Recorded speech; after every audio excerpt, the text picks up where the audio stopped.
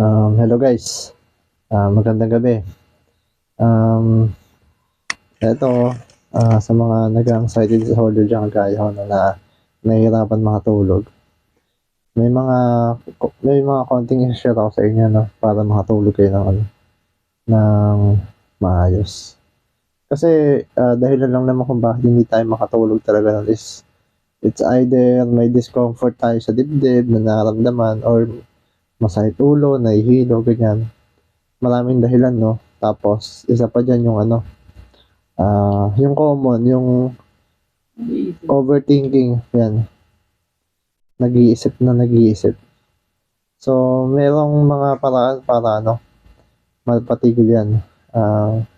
Puwede mong gawin, um, mag-music ka, 'yan, sa'kin nakatulong 'yan. Nagmu-music ako, naka-play lang siya magdamag. Tapos marami sa YouTube na mga na na mga music na pampatulog, mga deep sleep, ganyan. Download mo na lang para maiwasan mo yung ads. Tapos, makinig ka ng mga homilies, yan. Mga prayer songs, tapos mga homilies ng mga ano, sa YouTube. Marami rin dyan. Ang pinapakinggan ko madalas yan sila Pastor Ed Lapis, tsaka si Father, ano yan, Gatos ba yan? Father Gatos, yan. Yan, silang dalawa yung pinapakinggan ko yan. Hanggang sa nakakatulog na lang ako. Na hindi ko na namamalayan, nakakatulog na lang ako. Tapos, pwede kang magpa-massage ka sa kasama mo sa bahay, yan. Nakakatulong yan para makatulog ka rin ng maayos. Pwede kang yung mga panghaplas. Sa akin yan eto may katingko, ganyan, yung white flower, yan. Ilagay mo lang dito sa yan. Nakakatulong yan sa para makatulog ka. Yung mga sleeping sense. Kasi yung malaking factor talaga, kahit doktor na rin nagsasabi na yung maayos na tulog, malaking factor yun na for recovery. Para maganda yung pakiramdam mo, paggising mo, yan.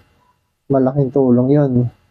Tapos, pwede kang mag-chamomile tea, yan. Kung hindi ka nagagamot, pwede yung chamomile tea. Malaking tulong din yun. Nabibili lang yun sa